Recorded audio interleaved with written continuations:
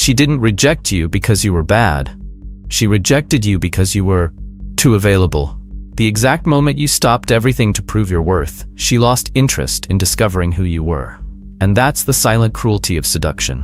The more you try to be the ideal man, the further you move away from what truly attracts her. It's not about being good, it's about being enigmatic. And this is exactly where the emotional bankruptcy of 90% of men begins. They try to conquer female desire with logic, effort, and availability, while female desire responds to scarcity, ambiguity, and tension. What she wants isn't the certainty of your presence, it's the doubt about what you feel. The anxiety of what if. The addiction to trying to decipher a man who doesn't fully commit. What Freud brutally showed us is that we are creatures of the unconscious, driven by impulses that reject what is easy and desire what threatens to escape. The human mind is driven by lack, not by fullness. And here's the key. What you give away for free, her unconscious automatically devalues. Freud called this repression. The more something frustrates us, the more it is inscribed in the unconscious as an unresolved desire. Now imagine the effect of this on seduction. A woman doesn't desire the man who always says yes. She desires the one who frustrates her, the one who disappears, the one who doesn't respond, the one who resists. It is onto this man that she projects the desire for conquest. And it's not because he's better, it's because he's inaccessible. Attraction is a paradox. It grows in absence, not in presence. And the more you try to prove you're the right guy, the more you reveal that you have no self-worth, that you depend on her validation. And that's the kiss of death for desire. Perhaps you think it's unfair. Perhaps you think it shouldn't work this way. But the unconscious has no sense of justice. It has impulses. And that's why the men who stop chasing are the ones who end up being chased. Not because they've become more handsome or more intelligent, but because they finally understood the real mechanism of the female mind. Desire is a response to mystery. And everything that is given away before its time dies before it blooms. In this video, you'll discover why ceasing to care activates in her an impulse that Freud tried to explain throughout his work. The force that compels us to desire precisely what eludes us. And how you can use this, not as manipulation, but as a silent weapon of presence, control, and magnetism. She starts thinking about you when she realizes she's lost you. But the average man doesn't realize he's already lost her before even trying. He gives himself completely. Too early, too quickly, too willingly. He believes that showing interest is proof of worth, that doing everything for her is the path to conquest. But the stark truth is that this doesn't awaken desire, it awakens boredom. And boredom is the death of attraction. The mistake isn't in being good, it's in being predictable. It's the excess of emotional presence, the excessive care, the anxious praise, the immediate response. It's the man who offers everything before even being desired. He's always there, available, ready, replaceable. Freud said that desire is born from repression, from frustration, from what the ego wants to avoid, but the unconscious insists on seeking. And what does that mean in practice? That what you offer on a silver platter doesn't enter the imagination. It's rejected before being registered as desire. The nice guy believes he's scoring points when he sends a good morning every day, when he gives her every opportunity in the conversation, when he asks if she arrived safely, if she ate, if she slept, if she's happy. He believes that the more attention he gives, the more she'll like him. But her mind doesn't work that way. Her mind doesn't reward presence, it rewards tension. And all this good man offers is emotional predictability, the opposite of what she feels when she's with someone truly interesting. This pattern stems from a romantic fantasy created by culture. The idea that if you are kind, sincere, and available, she will recognize your value. But this expectation doesn't survive the real field of seduction. What she feels isn't a result of logic, it's a response from the body. And the body doesn't lie, it leans towards what challenges it. The nice guy is secure, stable, and therefore boring. He is the image of emotional comfort. And the security he offers doesn't activate the feminine instinct. Because instinct is activated in absence, in doubt, in enigma. The French philosopher Lacan, who continued Freud's ideas, reinforces this point. Desire is the desire of the other. In other words, what she wants is not just you, It's the validation that you desire her in the same way. But when this confirmation comes too quickly, when she's sure she's already won you over, the game loses its appeal. Her mind needs the game, and the nice guy ends the match before she even has fun. What is more valuable, the diamond you find in the middle of the street, or the one hidden in a locked box, guarded by 7 keys?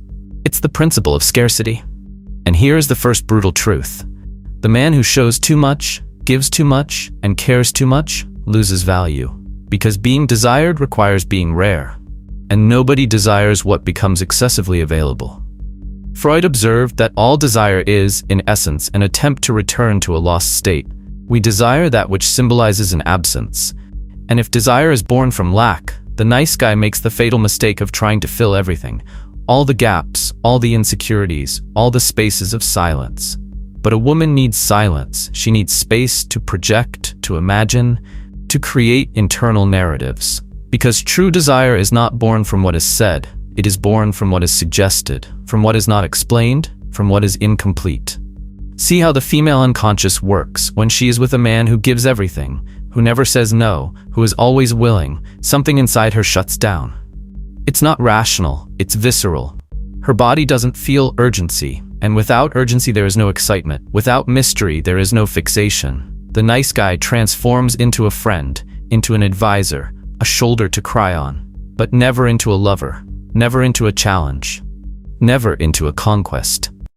And perhaps the most perverse thing about all this is that, deep down, she might even recognize that this guy is the ideal. She might admit that he would be a great father, a good husband, a stable partner, but she can't feel any lust for him. Because desire doesn't respond to stability, it responds to unpredictability. And the nice guy is a predictable emotional system. She already knows everything that's going to happen. And that kills any possibility of sexual tension. Seduction demands contrast. Freud already said, the human mind only recognizes what is different. Black stands out because of white. Hot is only felt after cold. And desire only explodes when it is preceded by uncertainty. That's why the nice guy is never remembered intensely. He doesn't leave a mark on the psyche. He doesn't leave an emotional scar. He goes unnoticed because he was, all along, too obvious. Men like that believe that conquering is about convincing. But seducing isn't about convincing, it's about creating fascination. And fascination is born from doubt, not certainty. A woman wants a man she can't fully read. Someone who surprises her. Someone who doesn't put her at the center of the world, but invites her to conquer a space in it. Someone with a life of his own. Someone with absence. Someone with silence. This is the tragedy of the nice guy. He tries to prove he's different, and therefore becomes like all the others who tried the same thing. He thinks he's being special, but he's just being predictable. He believes his kindness is irresistible, but what truly attracts her is the mystery, not the gentleness. She needs to get lost in doubt to find herself in desire. And the nice guy hands everything over on a silver platter, without her having to lift a finger. There's no effort, no projection, no emotion. And perhaps the most critical point here is, this behavior is not only ineffective, it's an act of self-abandonment. When you care too much, you stop prioritizing yourself. When you give yourself away too soon, you are unconsciously saying that you have nothing more to offer beyond your availability. And that's a silent sentence of devaluation. She feels it, and when she feels it, she withdraws. The solution isn't to become rude, distant, or arrogant. It's to reclaim your center. It's to stop molding yourself to her expectations. It's to let her come to you. Because when you are whole, she feels it. And when she feels that you don't need her to feel valid, that's when desire is born. Not as an obligation, but as an impulse, as a need. What Freud discovered about the unconscious applies to seduction in a cruel way. Desire is rebellious. It doesn't bend to logic, nor to gentleness. It bends to enigma. And while you try to win her over with arguments, presence, and availability, she will continue to desire the one who explained nothing, who didn't show up much, who left her hungry. Because in the end, that's the man she wants to discover. This is where everything starts to turn upside down. You've spent years hearing that you should be stable, reliable, a safe haven. But what nobody told you is that in the world of attraction, security is synonymous with suppression. Desire doesn't flourish in safe environments, it explodes in zones of tension. Stability is what it seeks after desire dies. But to make it be born, it's emotional instability that ignites the spark. Freud understood this by observing a terrible paradox. The more repressed an impulse, the more powerful it becomes. He called this the return of the repressed. That is, everything that is repressed in consciousness returns to the unconscious in the form of obsession, fantasy, dream, or desire. And in seduction, this is fatal.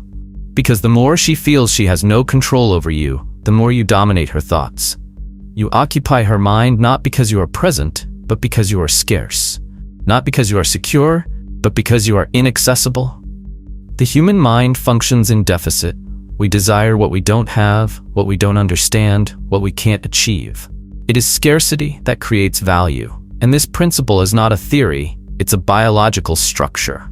From childhood, we learn that what is rare is important, that what disappears deserves to be sought, that what is hidden deserves to be discovered.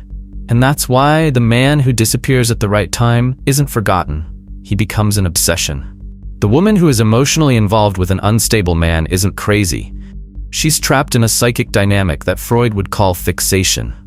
Her brain has created a bond with his absence. His silence isn't just an absence of words, it's stimulation. It's a field of projection. It's sexual tension without touch. It's an open narrative, and her mind becomes addicted to it. Because mystery is a void that the brain tries to fill with fantasy. And where there is fantasy, there is desire. And this desire is even more powerful when it's frustrated. Emotional scarcity generates dopamine. Each delayed message, each cold response, each unexpected disappearance activates a biochemical discharge in her body similar to that of an addiction. And she returns. She insists. She tries to prove her own worth. Because now she's no longer interacting with you. She's competing with the void you left. With the doubt you provoked. With the silence that made her overthink. It's as if your absence has a personality. Your lack has become a presence. And she tries to negotiate with it. She tries to conquer what has vanished. She tries to seduce what has hidden itself. Because desire, as Freud showed, isn't where logic points. It's where pain is masked as pleasure. She wants what unsettles her. What doesn't respond. What appears only when it wants. What makes her feel she needs to do more. And this activates the most primitive instinct that exists. The instinct for conquest. In the savannah, the one who chases is the predator. But in modern seduction, the one who disappears becomes the prey. And that's what changes the game. When you stop chasing, she becomes the hunter. She sends the message. She makes more effort. She strives to get your attention. And all this not because you manipulated her, but because you understood one of the oldest laws of human desire. Value is measured by the difficulty of access. Now, think about all the times she distanced herself right after you declared your feelings. All the times she cooled off after an intense night. All the times you felt she lost interest. The truth is, she didn't lose interest. She lost the mystery. She felt she had already conquered you. And with that, the game was over. Not because she's cruel, but because her desire is unconscious, and the unconscious feeds on what escapes. Lacan reinforces this idea by saying that desire is always a desire for something absent. We never desire what we have, we desire what symbolizes a lack. That's why the man who doesn't respond immediately, who doesn't constantly validate, who doesn't show everything about himself, becomes unforgettable. Because he remains open-ended, he becomes an unanswered question. And the female mind loves to solve enigmas. The great irony is that men who try to be the best they can be are forgotten, and those who dare to be indifferent are remembered. Not because they are bad, but because they knew how to disappear at the right time. Because they understood that the biggest mistake is killing tension with excessive presence. Desire needs silence. It needs space, it needs absence. Because only then does her imagination work. And when the imagination works, the body reacts. Desire begins in thought, a scene, a memory, a doubt. Is he still thinking about me? And this transforms into emotion. Emotional tension is the gateway to sexual tension. And the man who offers everything steals that experience from her. He doesn't let her desire. He doesn't allow her to feel the lack. He anticipates so much that he kills the excitement before it's even born. Now imagine the opposite. You withdraw at the peak of the connection. You disappear when she's engaged. You don't respond immediately. You break the pattern. You create scarcity. What happens? She starts to idealize, to fantasize, to remember you with more intensity than she experienced. Because desire doesn't respond to reality. It responds to imagination. And your absence gave her exactly that. Freedom to fantasize. Freud explains that desire is a substitute. We desire people as symbols of something we feel we lack. And therefore, the man who is absent without explanation becomes a symbol of challenge, of mystery, of unfinished conquest. And her mind wants to solve this enigma. She wants to win this game. She wants to overcome the absence, and she gives herself more. She gets closer. She tries harder. But here's the risk. If you come back too soon, you destroy everything. You kill the effect. You give away the answer. And she stops searching. The desire dissolves. That's why scarcity demands control. Disappearing isn't vanishing. It's knowing when to leave the scene to become unforgettable. It's knowing how to leave enough gaps so that she misses you without forgetting you. It's creating a presence so strong that it continues to exist even in your absence. And it's not about games. It's about psychological dynamics. You're not trying to deceive. You're simply respecting the unconscious logic of desire. Everything that is too full, too present, and too easy loses its appeal. Desire needs pauses, intervals, silence. And the man who understands this dominates her mind without saying a word. Scarcity is a value amplifier. It transforms the ordinary into the extraordinary. And in seduction, it transforms any man into an unforgettable memory. But you need to know how to calibrate. Too little and you're forgotten. Too distant and you're replaced. The art lies in the middle ground, in the punctual appearance, in the fleeting disappearance, in the touch followed by retreat, in the gaze that promises and vanishes, in the message that breaks the pattern, in the invitation that is never repeated. Desire doesn't like security. It likes risk, challenge, open-ended narratives. And as long as you try to be predictable, you'll be sabotaging yourself. You'll be offering comfort when she wants tension. You'll be delivering certainty when what drives desire is doubt. And then you become just another in the dead file of her emotions. He didn't disappear. He simply returned to himself. That's the difference between a manipulative man and a dominant man. One disappears to create need. The other withdraws because he is self-sufficient. And that's precisely why he attracts so much. He doesn't chase, he doesn't beg, he doesn't need. He is centered in himself. And his magnetism doesn't come from what he says. It comes from what he doesn't give. It comes from the perfectly measured absence, from the silence that breathes security, from the detachment that, instead of repelling, hypnotizes.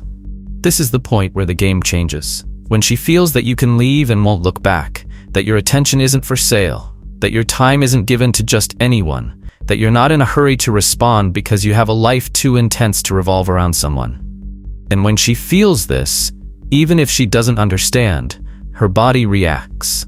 Insecurity takes over, and desire explodes. Freud called the phenomenon where sexual energy is redirected to other areas of life sublimation. Art, work, creativity. And what this teaches us here is powerful. The man who stops placing women as the absolute focus of validation begins to shine on his own. He channels the desire for conquest towards himself and becomes irresistible, because the woman unconsciously desires the man who desires himself, the man who has direction, who has purpose, who doesn't bow to the validation of others. This is the true power of controlled detachment. It's not about isolating yourself, but about making your absence more noticeable than the presence of anyone else. When you don't respond immediately, it's not contempt, it's a sign of a rich life. When you disappear after an emotional peak, it's not punishment, it's emotional intelligence. You create the void, and she misses you, because all excess numbs, but all scarcity ignites. Her mind goes into a state of alert. Something is missing. Something is incomplete. And that's where obsession is born. You don't need to be the most handsome or the funniest. You just need to be the one who knows when to leave the stage and leave behind an emotional void that no one else can fill. Because while other men try to occupy all the spaces, you understand that art lies in the void. But listen, true detachment isn't feigned. It's not arrogance nor coldness. It's emotional elegance. It's the confidence of someone who doesn't need to prove anything. of someone who knows that not being attached isn't a lack of emotion, it's maturity. Because attachment isn't love, it's fear of losing. And when you eliminate that fear, you become free. And nobody can resist someone who is truly free. This man isn't absent on a whim. He doesn't use silence as punishment. He's simply not a slave to his own neediness. He controls his own impulses. He doesn't send messages just because he missed her. He waits for the right moment, because he understands that the impact is in the timing, not in the insistence. And by doing so, he becomes unforgettable. Because he offers something that all other men take away: space. And space is what she needs to project, to imagine, to feel. The most powerful emotional touch isn't in the words spoken, but in the silences she needed to fill. And that's why he leaves a mark. Because he doesn't exhaust her. He doesn't reveal everything. He doesn't give away the whole map. He only leaves traces, and she follows them. Freud said that all behavior is an expression of an unconscious desire. And the man who masters the art of detachment doesn't position himself as the prize, he transforms himself into the mystery. And mystery is where desire hides. It is the absence that screams, the doubt that fascinates, the presence that makes itself felt even when it's no longer there. But here's the key point: he doesn't disappear to provoke. He disappears because he doesn't need to prove anything. And this difference changes everything. Because the man who disappears to generate attention is still trapped in the game. But the one who is absent because he is at peace with his own silence has already won. He doesn't need to control the other. He only needs to control himself. This man knows that a woman only starts to want him intensely when she realizes she has lost him internally, not physically, but emotionally. When she feels that you are no longer as emotionally available as before, that you have withdrawn, that you have closed yourself off, that now she needs to open doors that were once wide open. And it is at this moment that she awakens, because she senses that something has changed, that you are no longer the one who answered everything, who gave himself completely, who molded himself to her every move. Now you are different. You have become a man. And this, in her subconscious, does not generate rejection. It generates desire. Because the mature masculine is one who does not bow down, who does not beg, who does not offer his own worth. He simply exists. And by existing with such a central focus, he becomes the gravitational pull of the interaction. She doesn't want a man who loses himself in her. She wants a man who makes her lose herself in him. And that only happens when you understand the invisible game that governs desire. When you stop trying to please, when you step out of the position of value tester and become the one who sets the emotional pace of the relationship. You don't need to be more handsome or richer. You just need to learn to control what other men give away for free, their own energy. Because the man who masters his own behavior masters attraction. And that's not theory, that's psychology, that's strategy.